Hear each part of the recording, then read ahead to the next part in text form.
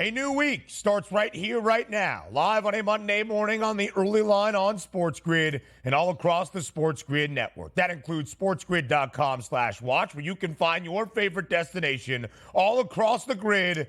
I am Ben Stevens. He is Donnie right side. We are together here on this Monday for the next 3 hours, up until 11 a.m. Eastern time, where Donnie on this Monday for the third consecutive day on the opening round of this NFL postseason, we have a doubleheader of NFL playoff action. We go to Western New York after the game was delayed yesterday. And, of course, a Monday night football finale in Florida, in Tampa, between the Buccaneers and the Eagles. We'll recap the weekend, super wild card weekend, over these next 3 hours and set the stage for two games on this Monday as well, live right here on the early line. Couple young quarterbacks this weekend that you went, boy, oh boy, Ben, when you talk about proving your worth on the biggest stage, the C.J. Strouds of the world, the Jordan Loves of the world, we had blowouts, we had close calls, we had freezing conditions, and yes, we have another doubleheader today, which, by the way, Ben, do you have any thoughts behind this that maybe the NFL is like, Monday doubleheader in the playoffs? Maybe so now. The NFL trying to take over every holiday. Of course, today is a federal holiday. It is Martin Luther King Day. We appreciate everything that everybody has done throughout this holiday weekend as we get ready for a doubleheader of NFL playoff action to end out super wild card weekend. And Donnie, you are right. As we look back on the weekend that was, 4 games already on this opening round of the NFL postseason. Most of them, 3 of the 4, decided by at least 16 points. 2-score games, 3-score games, 4-score games, blowouts across the National Football League, except for one spot where we saw history last night in Detroit. Before we get there, we welcome in our SportsGrid radio audience here to the opening hour of the opening day of a new week. It is the early line on this Monday. Sirius XM Channel 159. All of our radio terrestrial affiliates now live right here in the fold. He is Donnie right side. I am Ben Stevens. Party like it's 1992, because for the first time in 30 years, 32 years to be exact, the Detroit Lions have won a playoff game. With all the storylines last night in the Motor City, the Lions hold on in a low-scoring second half inside Ford Field to knock off their former quarterback, Matthew Stafford, in the LA Rams, 24-23. Detroit does not cover as a 3-point home favorite, but the story, the Lions victorious in an NFL playoff game, Donnie, for the first time since the 1991 NFL season. That place was rocking. They got out to a great start, but my goodness, in that second half here, how tight did it get? And also some questionable non-calls on Puka Nacua on that late play here would have set them up in field goal range to win it, but they didn't. As Dan Campbell said in that post-game press conference yesterday, Ben, this crowd, I've heard it really loud before, but they were absolutely jet engine loud in that game last night, and Detroit needed every bit of that. And also probably Detroit getting really fired up because we'll get to talk about this game again with the Cowboys taking a loss, but that was a great effort. Jared Goff, 22 of 27, 277, 1 touchdown, no interceptions, didn't turn the football over, a passer rating of 121. They did what they needed to, and also Amon St. Brown. Tough little start to that game, Ben, but really hit the gas pedal, 7 for 110 in that game. Was hoping for a touchdown out of St. Brown, wasn't able to get that. But you can't question the toughness of Matthew Stafford in that football game. Looked like he had a concussion, fought that off, got his hand banged up early in that game, but this guy was throwing. And by the way, that's an homage there to Detroit, because we've seen Matthew Stafford get the crap kicked out of him time and time again for the Lions. It's no surprise that he fought all the way through that for 367 and 2 scores, and it still wasn't enough, Ben. The energy was sky high inside Ford Field. 30 years of pent-up energy. It was the first playoff game the city of Detroit had hosted since January of 1994. Their first playoff victory since January of 1992. The Detroit Lions victorious in the playoffs in another home game inside Ford Field next weekend in the divisional round, where more than likely the Lions could be favored, Donnie, to get to the NFC Championship game. We'll talk about what is beyond for Detroit in just a moment. But 32 years of suffering without a postseason win comes to a close last night. That was one of the storylines, Donnie. First playoff game inside Detroit for the first time in 30 years, looking for their first playoff win since the 1991 NFL campaign. And who stood on the other side? The number one overall pick in 2009 for this Detroit franchise. After the Lions went 0-16 in 2008, Matthew Stafford was seen as the savior. The first 12 years of his NFL career spent in the Motor City, back last night at the helm of the LA Rams. And Stafford was sensational, fighting and gutting it out as he did for 12 seasons in the Motor City. 367 through the air, 2 touchdowns. But the guy on the other side, who of course played in a Super Bowl for the Rams under the skipper in Los Angeles, Sean McVay, wasn't too shabby either. 277 out of Jared Goff. Only 5 incompletions last night and a touchdown to pace Detroit to lead the Lions to their first playoff win since. Take it away here at this point here, but Ben was talking about how the Detroit Lions being so focused at home, and you take a look at that 22 of 27 for 277, 1 touchdown and no interceptions for Jared Goff. Also, you take a look at David Montgomery in the backfield, 14 carries, 57 yards and 1 touchdown. Jahmyr Gibbs, 8 carries, 25 yards and 1 touchdown as well. And also, if we go back to the show yesterday in Pro Football Today, I was so excited for this game because my best bet actually was Matthew Stafford to throw 2 touchdown passes. And he did that early and also chipped in with 367 passing yards. But as I was taking a look overall and said to myself, you know what? Let me put a parlay together on Wild Card Weekend, particularly was just yesterday. All 4 quarterbacks, guys, to throw at least 1.5 touchdown passes, which again, in layman's terms, is every quarterback to throw 2. Dak Prescott got his 2. Jordan Love got his 2. Matthew Stafford got his 2. And the only guy I needed left was Jared Goff here, who, by the way, did throw a touchdown pass yesterday. Most intriguing thing about that, you know who caught that touchdown pass? It was Sam Laporta, who we thought a week ago was going to be out for the season. Can you believe that? And he played in this game with the knee brace and caught a touchdown pass. By the way, did you know he caught 10 touchdown passes in the regular season? Who knows? The sky's the limit. Maybe he gets healthier as it moves on, because the one thing we were looking at for the Detroit Lions was if they weren't able to perform, it's like, you know what? They lost Laporta, one of the best tight ends in football. What a shame that would be. If he gives you anything during this playoff run, that is an absolute bonus here for the Detroit Lions, no doubt about it. But how about the game script all the way through? The Detroit Lions, after one quarter, up 14-3, looked like they were in full control until Matthew Stafford stepped up to the plate. Puka Nacua, my C.J. Stroud is going to be the rookie of the year, no doubt about it. But Puka Nacua set the all-time receiving rookie record this year, and also playoff game, his first one on the road in a hostile environment. How about 9 catches, 181 yards, and a touchdown? How about this average? 20.1 yards per catch, which included that long catch of 50. And by the way, you want efficiency here? How about 10 targets? And 9 catches on those 10 targets. He was sensational, maybe passing over the torch here, no doubt about it, from Cooper Kupp. Thanks for tuning in this morning. Look, we got a lot of stuff to go through here with the NFL. A doubleheader today, more recaps, the NBA in full swing. Don't you go anywhere. It's Ben and Donnie, the early line, right here on a Monday morning.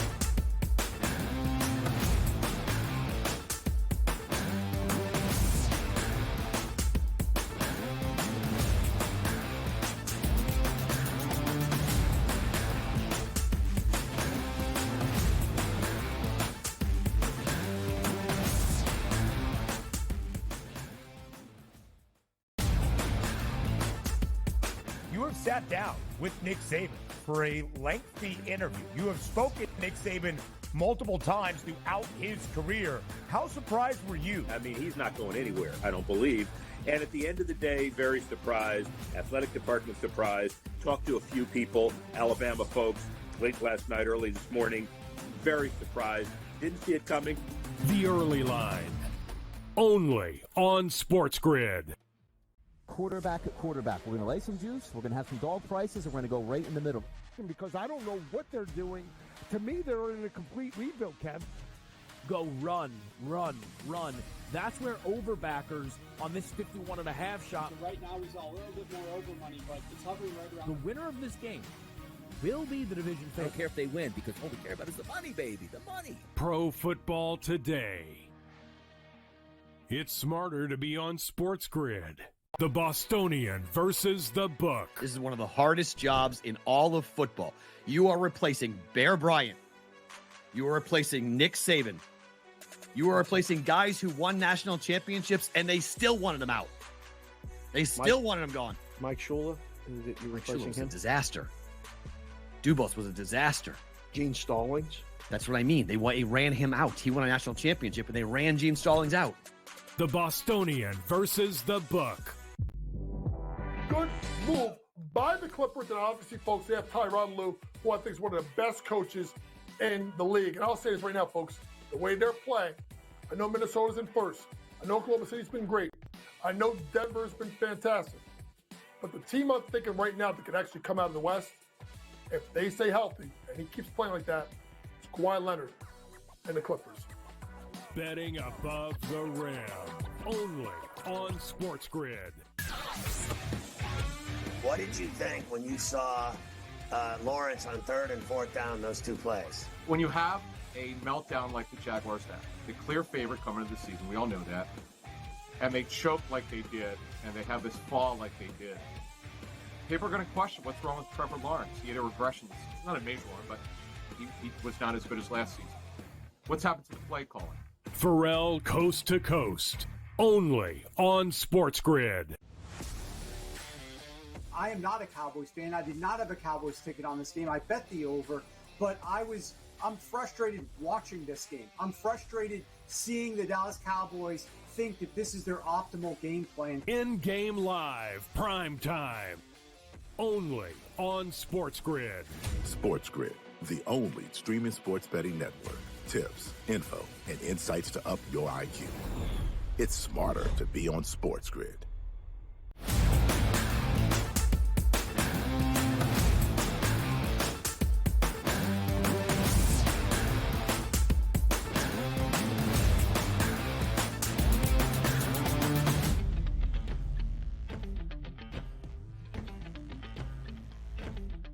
I'm back. We're back. You're back. Live right here on this Monday on the early line on SportsGrid. Listen, it's cold here on the East Coast. It's why we had to postpone a game in Western New York. They got a lot more snow than us in the New York City area, but the pipes got to wake up bright and early on this Monday morning. He's Donnie right side. I am Ben Stevens. So Detroit wins its first playoff game since 1992 in over 3 decades. And the Lions, get this, will host a second consecutive playoff game regardless of the outcome tonight in Tampa between the Buccaneers and the Eagles. Why?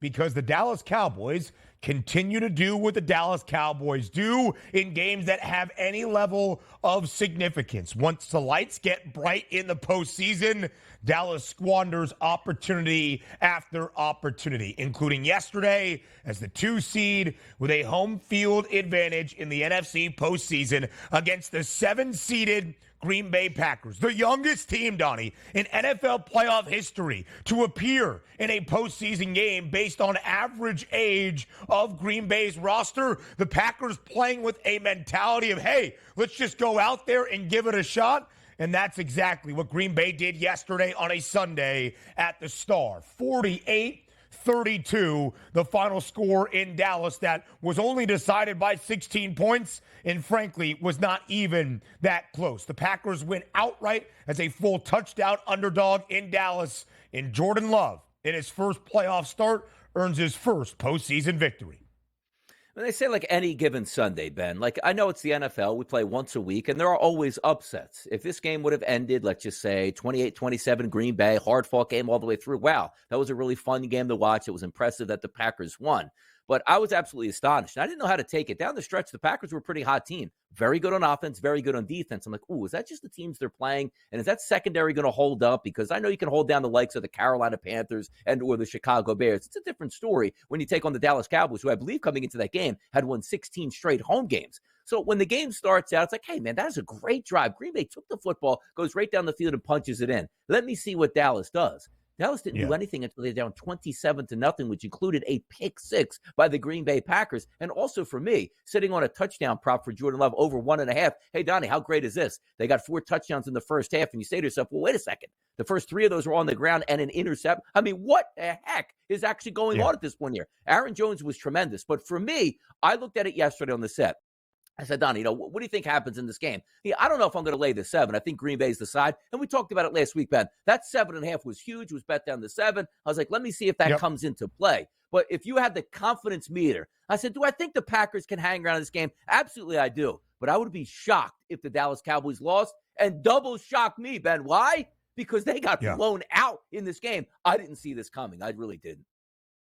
Again, the final score was 48-32, decided technically by 2 scores, 16 points. But to Donnie's point, 27-zip, under 2 minutes remaining in the opening half after a pick six from Dak Prescott. And it was 41-16 midway through the third quarter, and everything was opened up at the Star on a Sunday in Dallas. We'll get to the Packers' perspective in just a bit because we need to highlight Jordan Love, what he did down the second half of this NFL regular season, what he was able to accomplish in his very first playoff start. 31 years of consistent quarterback greatness in Green Bay seems like it's going to continue into this new decade. And for the Packers, Donnie, now 7-4 against the spread as an underdog this year. 6 of those 7 covers an outright victory. The Packers join the Texans, the Steelers, and the Ravens as the only 4 teams out of the 32 around the National Football League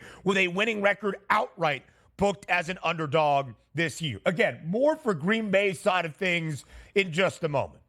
But now to the Dallas Cowboys. Donnie, I cannot tell you how many times on this show, whether it's in the offseason, whether it's in the preseason, whether it's early on in the regular season, whether it's the final weekend of the regular season, when it becomes clear the Dallas Cowboys are going to win a division and have home field advantage maybe in the opening 2 games through a postseason run to finally maybe, just maybe, get to a conference championship game, that I said I wouldn't bet your money on the Cowboys to win an NFC title because they can't even get to the NFC title game. Since the Cowboys last won a Super Bowl in 1995, this Dallas organization has appeared in the postseason 13 different times. In all 13 of those playoff appearances, the Cowboys have never advanced past the divisional round of the NFC postseason. And including what we saw yesterday in Dallas, the Cowboys have also been one and done 8 times in those 13 playoff appearances. For whatever reason it is, when they get to the biggest stages, Dallas always squanders the opportunity, including in the Dak Prescott era. Now 2-5 in the postseason for a team that has a .627 win percentage in the regular season with Dak as the starting QB.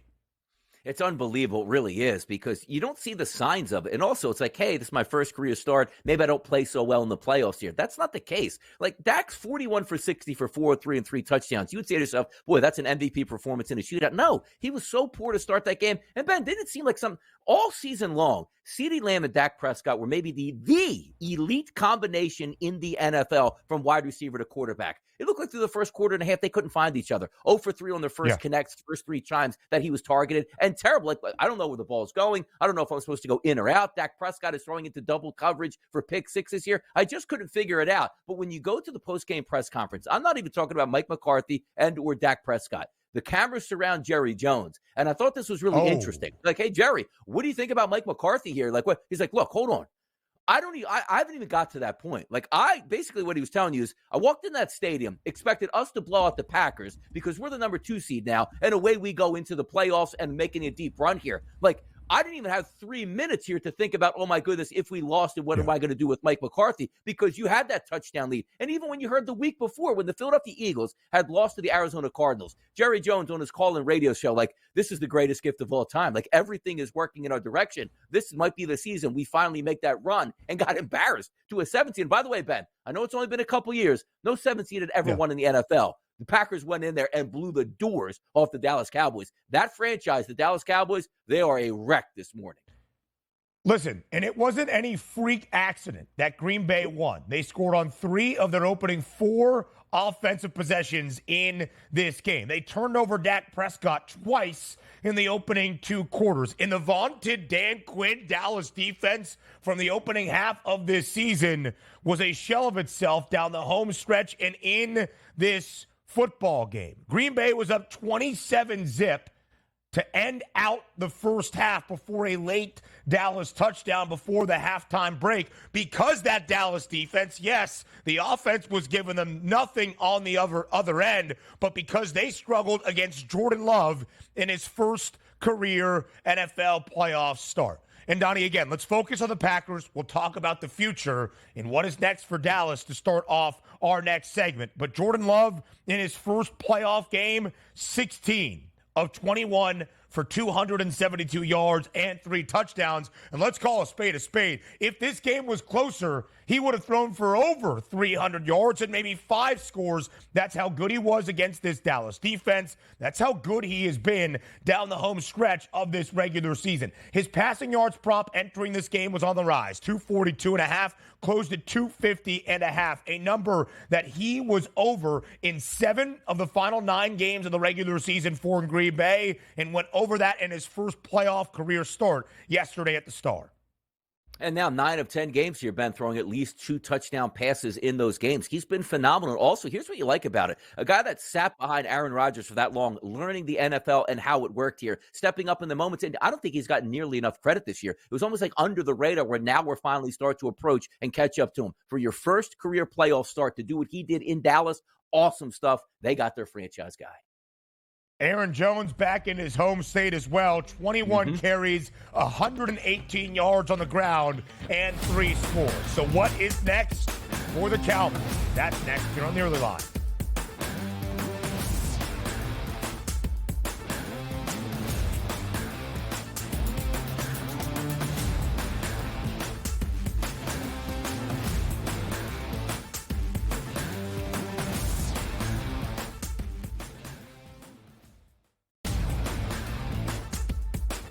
Sat down with Nick Saban for a lengthy interview. You have spoken to Nick Saban multiple times throughout his career. How surprised were you? I mean, he's not going anywhere, I don't believe. And at the end of the day, very surprised. Athletic department surprised. Talked to a few people, Alabama folks, late last night, early this morning. Very surprised. Didn't see it coming. The Early Line. Only on SportsGrid. Quarterback at quarterback. We're going to lay some juice. We're going to have some dog prices, and we're going to go right in the middle. Because I don't know what they're doing.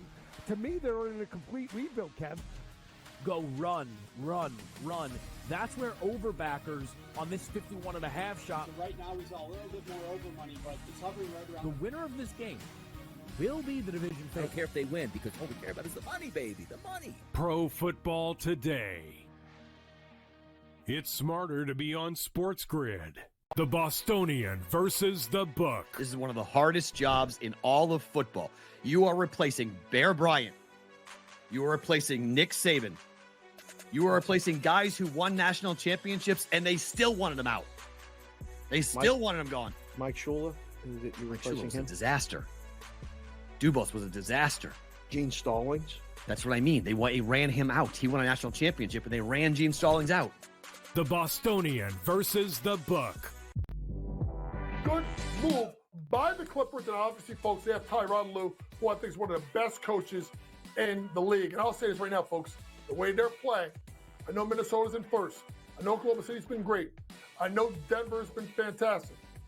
But the team I'm thinking right now that could actually come out of the West, if they stay healthy, and he keeps playing like that, it's Kawhi Leonard and the Clippers.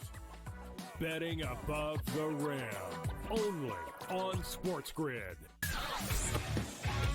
What did you think when you saw Lawrence on 3rd and 4th down, those 2 plays? When you have a meltdown like the Jaguars had, the clear favorite coming into the season, we all know that, and they choke like they did, and they have this fall like they did, people are going to question what's wrong with Trevor Lawrence. He had a regression.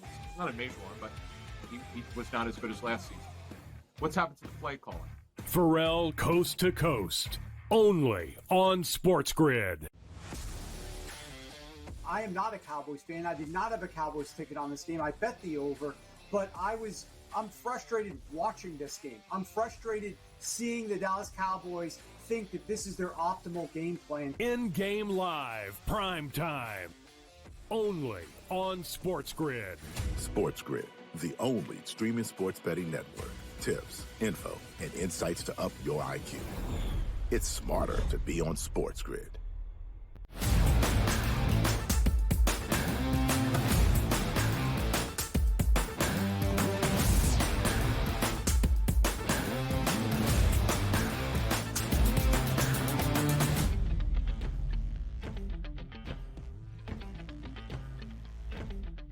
In this opening hour of a Monday Live right here on the Early Line, we will continue to recap and react to everything we have seen so far in the first 4 games of 6 in the opening round of this NFL postseason. But now, what is next for the Dallas Cowboys, who again, since they last won the Super Bowl in 1995, have made 13 postseason appearances. And in all 13 of those playoff trips, have never advanced past the divisional round of the NFC playoffs, and including yesterday's stunner at the Star in Dallas, being upset by the Packers 48-32, Green Bay winning outright as a full touchdown underdog. Dallas has now been one and done, bounced after only one playoff game in 8 of those 13 playoff appearances. For the 3rd consecutive season, Donnie, Dallas has won 12 games in the regular season. I even thought taking the 2 seed this year in prime position with how great the Cowboys had been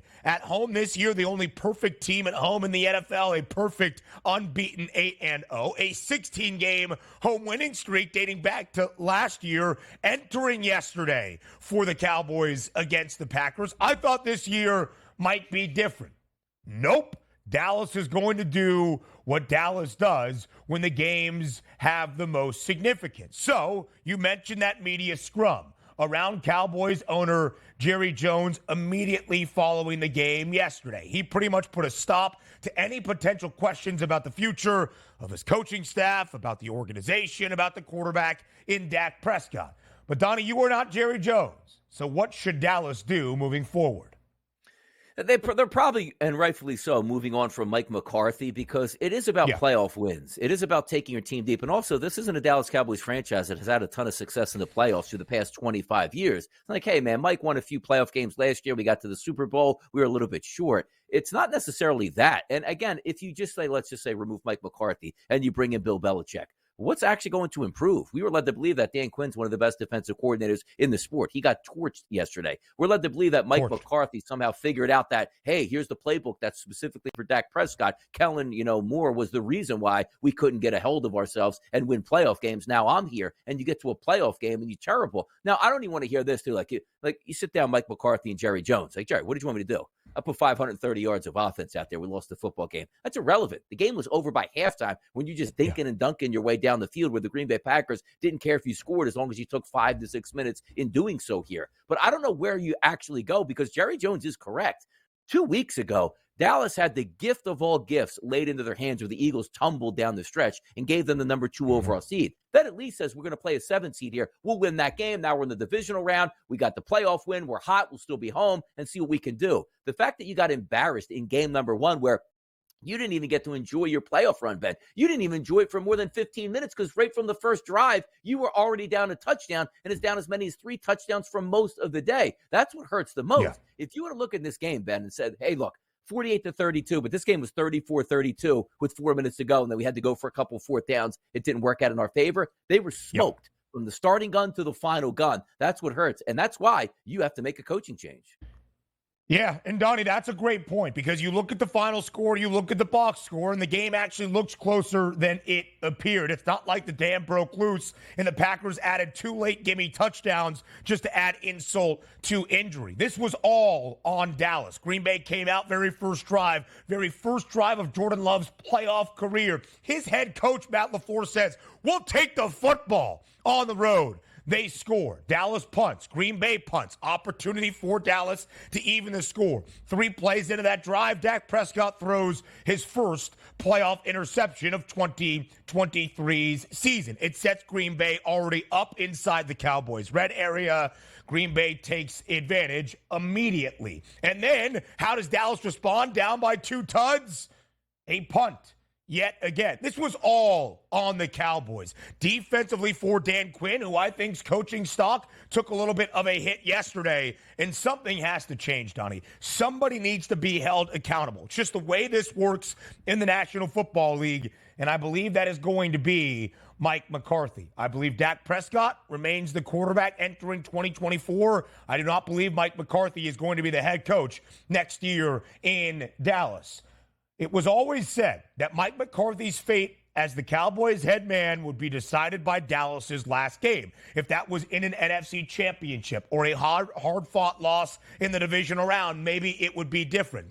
The embarrassing fashion that played out yesterday at Jerry World, I think, leaves Mike McCarthy looking for a new job entering 2024. Could it be Bill Belichick on the other side?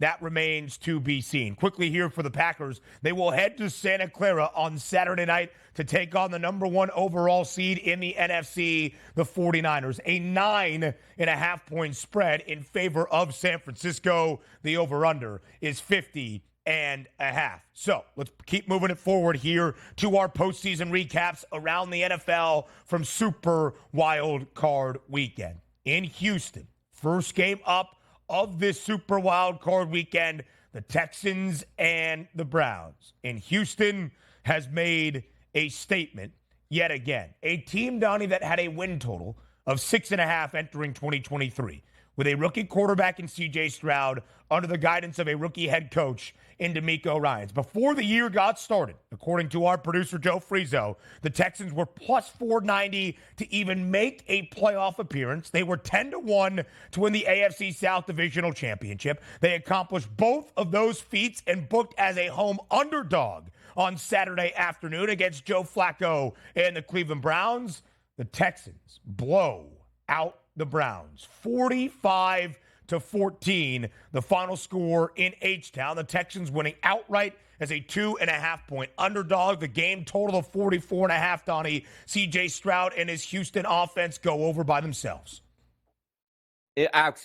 Blown away by this game, Ben. You started talking about let's get ready for Super Wild Card Weekend. You wait on that early Thursday afternoon. It finally gets here at 4:30. Like, what am I going to see here? Oh, look at this, 14-10 Cleveland. This is exactly what I expected. Joe Flacco was burning and churning out there. Kareem Hunt's already into the end zone. The defense getting some pressure on C.J. Stroud. And then, poof, it just went out of nowhere because C.J. Stroud looked like he's been playing in the league for a decade as the former number 1, not number 2, number 1 overall pick that already has 7 All-Pros under his belt and 3 Super Bowls. There wasn't a throw, Ben, he couldn't make in this game. And we're not talking about he's supposed to do that against a really bad defense. We were talking about Cleveland throughout the season as the single best defensive unit from a pass rushing perspective, linebacker, and secondary in the NFL, what they had to offer. And for myself, handicapping this ball game coming in, Ben, I said, you know what, man? Cleveland took a bye week last week. Houston had to go on the road, Ben, and use up all that energy. And it was so emotional to get into the playoffs and win the division. I know there's not going to be a letdown, but boy, that took a lot out of the tank, and boy, I was wrong. From that second quarter on, Houston was so far away, the better team, Ben, they could have scored 65 points on that Browns defense. Yeah. You take a look at that bottom line on C.J. Stroud, 16 of 21, 274, and 3 scores. That could have been 32 for 42 for 574 and 6 touchdowns. He was like a magician out there, Ben. Every single pass on the money, 5-yard out, 15-yard dig route, deep pass. It was all there. Quite frankly, he even missed on an easy long touchdown pass right around into that late second quarter. I was so impressed by the Houston Texans that no more would you be looking from an AFC as a opponent by going like, all right, man, Cleveland got knocked out. Thank goodness it's the Texans, not Cleveland. We were worried about the Browns. No, sir. You better be worried about the Texans. This team is young and hungry and learning how to win.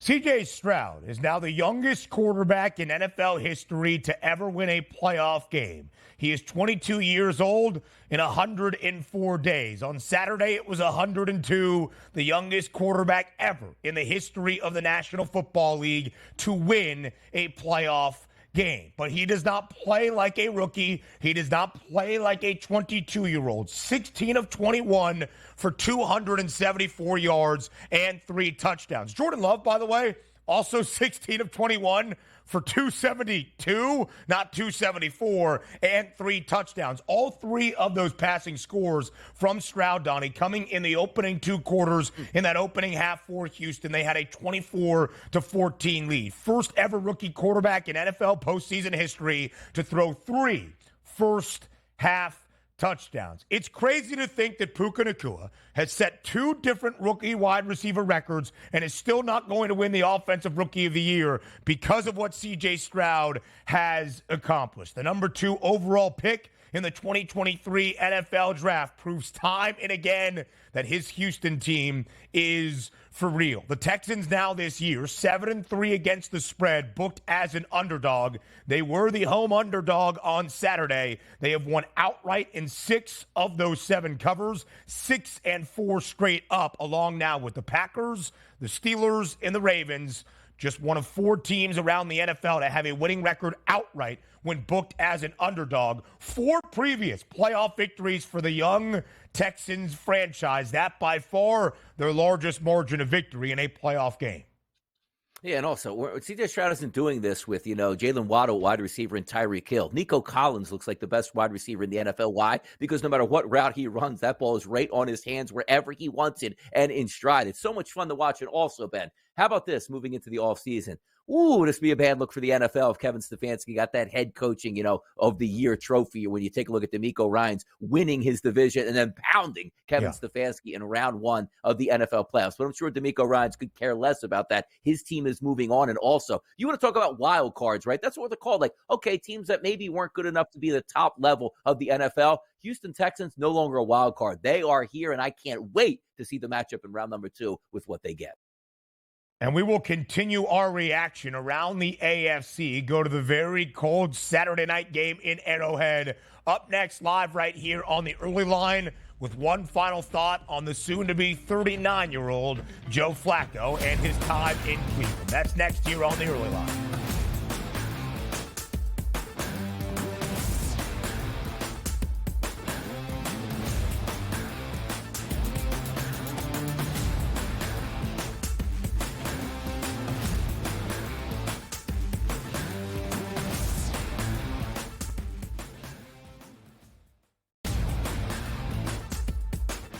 Sat down with Nick Saban for a lengthy interview. You have spoken to Nick Saban multiple times throughout his career. How surprised were you? I mean, he's not going anywhere, I don't believe.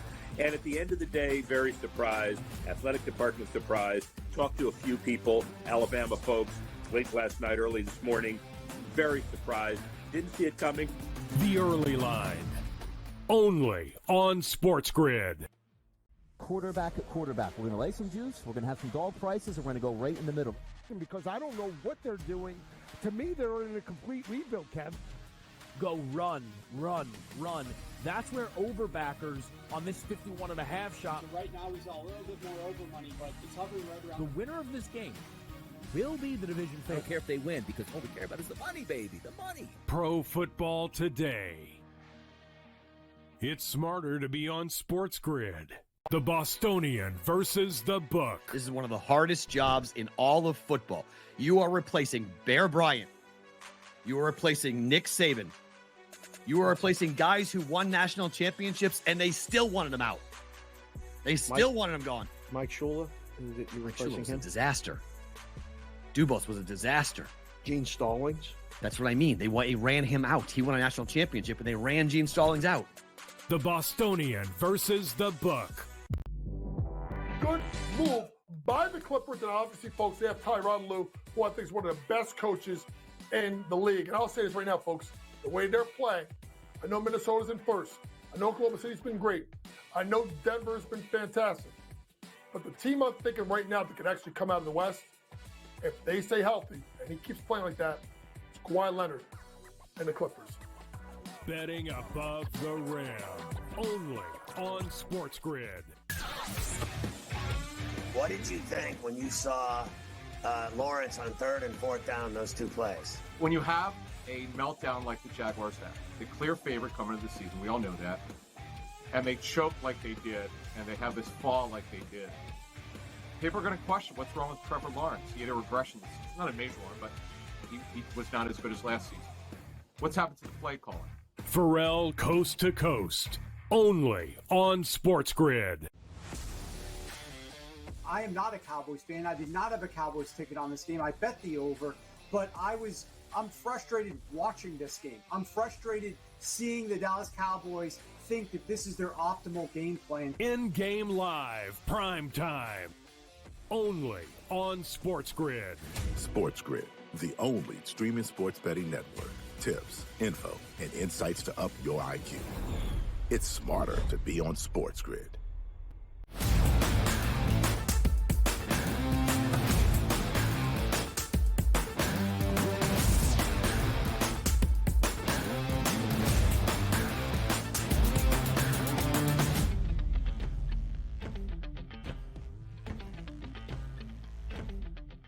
A doubleheader of playoff action to start off Super Wild Card weekend on Saturday. A few more minutes on what we saw in H-Town before we get to one of the coldest games ever in NFL playoff history on Saturday night in Kansas City, Missouri. So as we look back on what Houston did to Cleveland on Saturday, 45-14, the young rook C.J. Stroud leading the Texans to just their fifth ever playoff win in franchise history in emphatic fashion. It was Joe Flacco playing in his 17th postseason game of his NFL career. And the story for Flacco, Donnie, throughout this season, and now the 6 games that he started as the Browns quarterback, was the good with the bad. He will end these 6 starts with 14 touchdown passes, but 10 INTs, and both of the interceptions that he threw on Saturday against the Texans were taken back the other way to the house. Joe Flacco turns 39 years old tomorrow. He started 6 games for the Browns this year after being at home for the first 12 weeks of this NFL regular season. What he did to get the Browns into the postseason after the attrition on that roster from an injury perspective this year is something to be celebrated. The performance on Saturday just wasn't enough in Houston. No, it certainly wasn't enough. And also, when you take a look at Joe Flacco, I was excited to see what we actually would have in Joe coming into this game. Now, if you would have told me the final box score, hey, they let him rip 46 passes, 300 yards, 1 touchdown, and say, okay, maybe that game was a little bit closer than what you thought. It certainly wasn't. But here's the interesting part about this, Ben, because this was a little bit different than we talked about the Green Bay Packers game and the Dallas Cowboys, where it's like, okay, well, Packers jumped on them from start to finish. You saw Cleveland answer the bell. You saw Cleveland with a lead in that football game. And one of the things that you knew that Cleveland should be able to do was really get after that Houston secondary, which for the time being they did. But the second half, things completely turned over. And Ben, we were talking about a playoff blowout game where the Cleveland Browns didn't score a single point in the third quarter or the fourth quarter. You saw a game like the Dallas Cowboys again, Dak Prescott with the Green Bay Packers. Hey, we'll just sit back here and let you do whatever you want. Dak throws for, 400 yards or whatever, and they still come up in a losing effort. Houston was so good in that offensive line that just fell apart throughout the season for Cleveland due to bad play and also injury. They just couldn't overcome that, because the one thing we do know is Flacco's got a big arm if you give him time. But if you harass him in the pocket, he will give you turnovers and interceptions, and you saw that in spades in that game. 2 touchdowns here from a defensive side of the football. That was tremendous for Houston. I thought we were going to get one of those magical playoff runs out of Cleveland because the stars were aligning. Healthy on offense. Forget about the offensive line. Wide receiver with Amari Cooper coming back. You're taking a look at Joe Flacco filling in as basically the 4th-string quarterback. The defense getting everybody back. The stars were aligning. You took a bye week essentially heading into the playoffs, and you were going to play a team. Now, granted, C.J. Stroud did not play the Week 16 game against them, but they hammered that team in that building. It looked like they were destined to go on a run, and that wasn't the case. And that's not really to say anything taken away from the Browns and their season. Stefanski did wonderful things here. He's actually probably going to win, or at least be in second place here, to be coach of the year. The Houston Texans, which they were the story on Saturday, so good on defense, so good on offense. But see, if you have a quarterback, again, that looks like he's a 10-year vet, 7-time All-Pro, and he's only 22 years old, I cannot wait to see C.J. Stroud in round number 2. Because you know what? I'm not, can he do it again? No, Ben. I'm expecting him to actually do this again. That's how good he is. And he has proven that pedigree all year long as Houston's quarterback, playing like a veteran against the veteran in Joe Flacco. Let's not forget, Cleveland had a lead with 12 minutes and 18 seconds remaining in the second quarter after Kareem Hunt on an 11-yard TD pass from Flacco found the end zone. That was the last time they would score all day long on Saturday. Houston's defense stepped up in a big way in that second half and for the remainder of the football game under their defensive-minded first-year head coach in D'Amico Ryans. No, Joe Flacco is not going to be the starting quarterback for Cleveland entering next season. Deshaun Watson, if healthy, will be that guy under center for Kevin Stefanski. But Deshaun Watson, to call his play mediocre in the starts that he's made for Cleveland in his 2 years there, based on the deal, that's one thing, the value of it. But just even on the play between the white lines, mediocre again might be too kind. Joe Flacco really upped the ante in that Kevin Stefanski offense. And credit Stefanski, Flacco, and this Cleveland team, 26% of their salary cap was gone for the remainder of the season, injured at some point during 2023. To even be a playoff team is a resounding statement to what the Browns did this season, but only one playoff win for Cleveland since 1994, and now questions to answer once again for the Browns entering this offseason. So here's what happens for Houston. They are the 4 seed, more than likely. If the Buffalo Bills win today in Orchard Park, booked as a double-digit favorite, the Texans will play in the first game of Saturday on the road in the Charm City against the AFC's top seed. That would be the Baltimore Ravens. Things can change depending, but Houston will be on the road come the divisional round because, at least in one instance, the Kansas City Chiefs held serve. Blowouts really across the board on Saturday in both of the NFL playoff games that we saw. The Chiefs with a pregame temperature at -4 degrees. That was just the real temperature, not to mention the wind chill that pretty much was -25, a real feel of -30 inside Arrowhead. The 4th coldest NFL playoff game in the history of the sport. The Chiefs held serve at home in a very frigid Arrowhead Stadium, 26-7, knocking off the Miami Dolphins, advancing to the divisional round for a 6th consecutive season. Kansas City covering as a 4.5-point home favorite, a total that worked its way down, Donnie, on a very cold night in KC Mo, stays under 43.5. Like, if you were a non-handicapper or a non-X and O guy, don't look at the numbers here. What was your first inclination in this game? How cold is it going to be? Miami's playing in that? Yeah, that's not going to last. They're from South Beach, used to playing at 85 degrees. They can't handle these temperatures. But during the week, I'm saying to myself, nobody can handle these temperatures here. So I actually thought Miami benefited here from it not being, let's just say, about 25 degrees, but minus 25 degrees and even colder than that, because I didn't think Kansas City's offensive game plan would be as stout as it would be, let's just say, if it was around just, freezing temperatures on a normal night in Kansas City. But I was dead wrong in this one. And you knew right away. Here's the interesting part about this game. Kansas City gets the football. The first 2 passes from Patrick Mahomes, it gave me the impression like we were going to be lucky if we see 7 points scored in this game. Ball floating all over the place, can't get a hold of us. Like, if Patrick Mahomes can't cut the wind with his absolute rocket arm, what are we going to get out of Tua Tagovailoa and the rest of the night? Now, moving forward, it was apparent. Kansas City goes, okay, now we're used to it after a drive. Let's get busy. Patrick Mahomes threw 41 times. He was able to complete passes. Rashee Rice, he didn't grow up in Alaska. He grew up in the South. Guy looked like he played every single game in his college career at minus 25 degrees, snatching everything out there. I knew Travis Kelce would be a key here because the tight end should be your best friend here in those conditions. But when you flipped it over to Miami's side, I just didn't think they were aggressive enough, Ben. And I actually thought their running game would be able to do some damage because they have explosive home run hitters on a game where maybe not everybody really wants to tackle all that much because, quite frankly, making a big hit, it feels good in the head. But after 2 seconds, like, ouch! Man, I can't feel my hands. I just pounded with my shoulder. My right shoulder is numb at this point. I was so disappointed in Miami's outcome in this game, which will bring up the questions on what Tua is going to be for the future. But for that game itself, Kansas City was supposed to do that. That was an easy paint by numbers that I was wrong. I took the points in that game. I thought the Dolphins would keep it close here. I was dead wrong in that game. Miami looked like they didn't belong in that game and didn't want to be there on offense.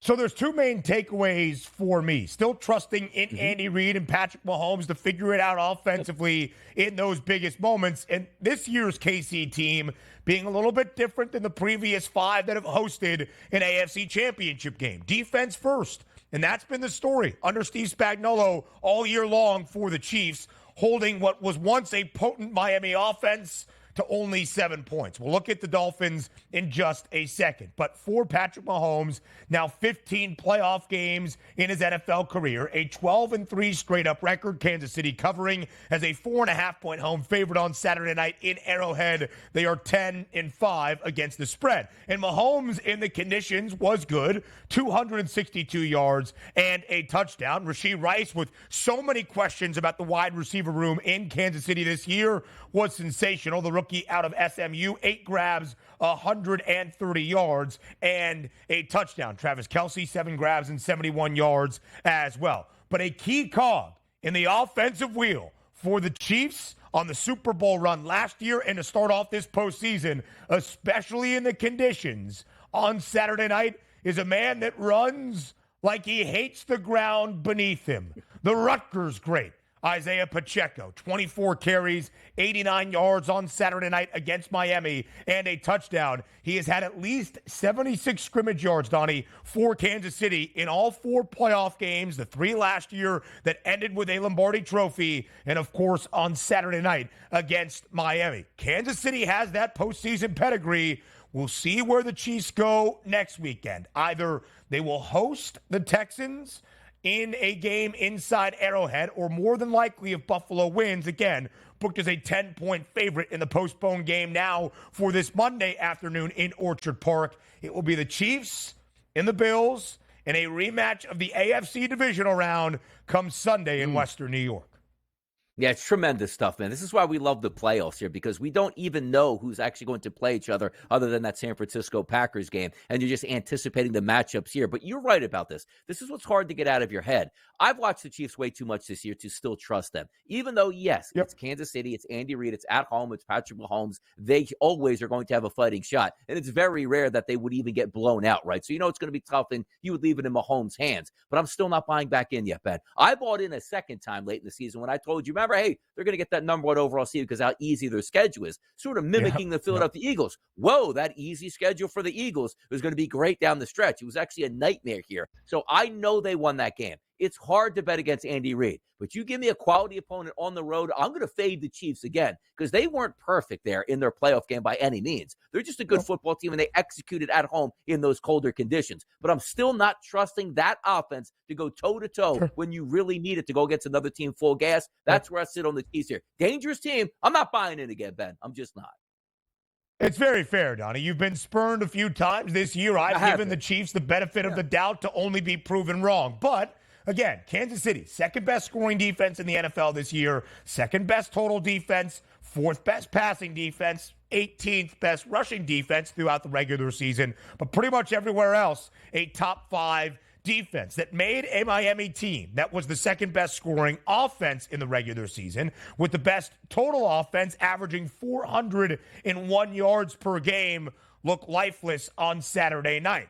The team from Miami, not built for the conditions. Fine, that makes sense. But it was the story for the Dolphins all year, booked as an underdog for Miami 7 times, including the postseason now in the game against Kansas City. They won their very first game of the year as an underdog on the road against the Chargers in LA. Of course, we know what happened to the Bolts this year. In the 6 games after that, including the postseason, they lost every game by at least a touchdown. They did not cover the number in any of those 6 games, booked as a dog, not covering, Donnie, by nearly 13 points per game. We will get your thoughts on the Dolphins and what is next for Miami to end out this opening hour as we look back on the opening round of the NFL postseason following Super Wild Card Weekend, at least on Saturday and Sunday, with a doubleheader of NFL playoff games on this Monday as well. Come back and join us live right here on the Early Line on SportsGrid.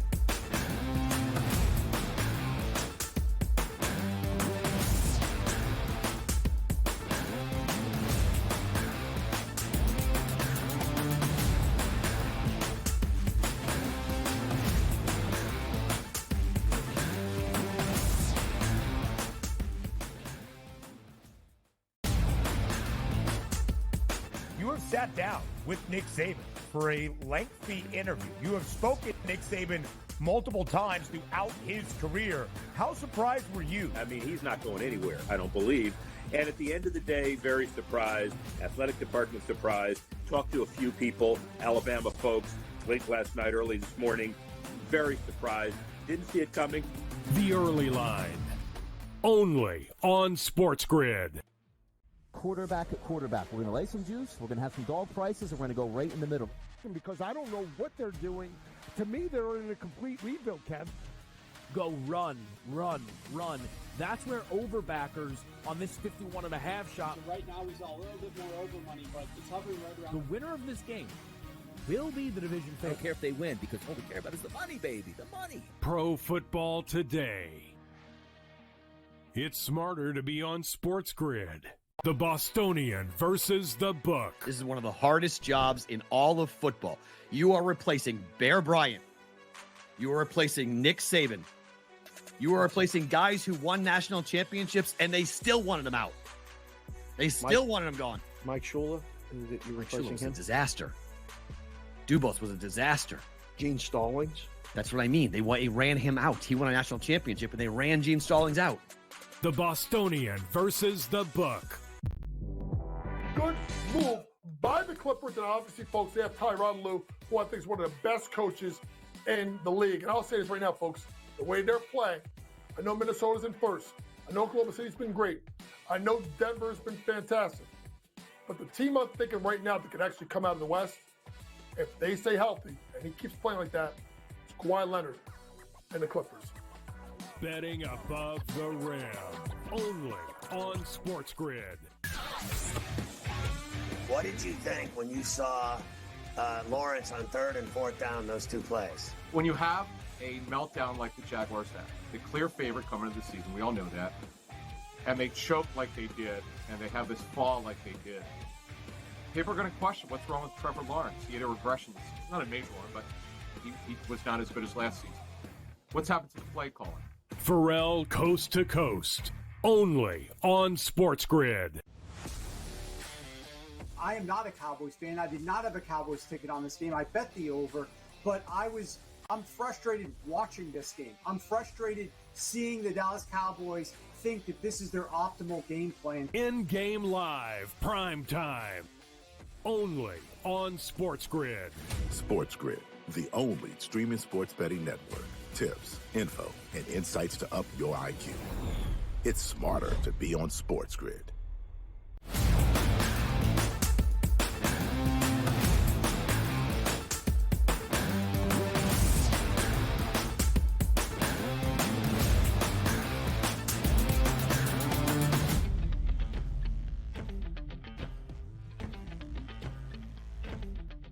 Ending out this opening hour of the opening day of a new week, live on a Monday on the Early Line. The Miami Dolphins, at the end of the 2023 NFL regular season, were the league's second-best scoring offense, averaging more than 29 points per game, were the NFL's best total offense in terms of yards per game at more than 400.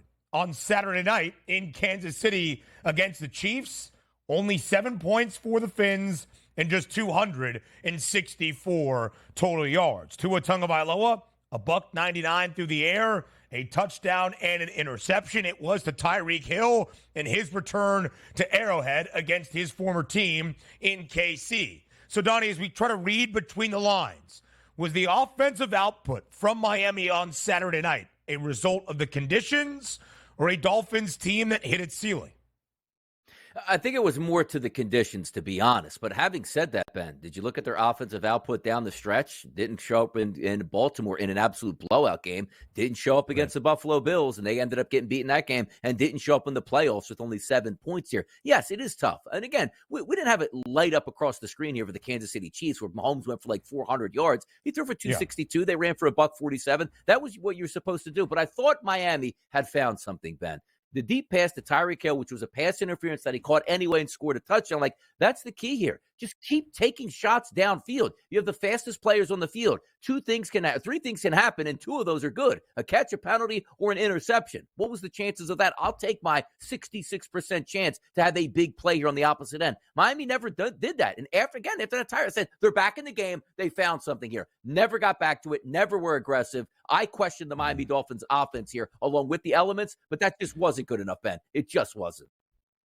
Listen, playing in those conditions, even from a team from South Florida, is never easy. You could be a team from Buffalo, and it would still be very difficult to play in a game that featured a kickoff temperature of -4. For me, the story for the Dolphins this year was when booked as an underdog, not expected to win a game, they didn't. Again, just 1-6 against the spread. Hour 2, less than a minute away.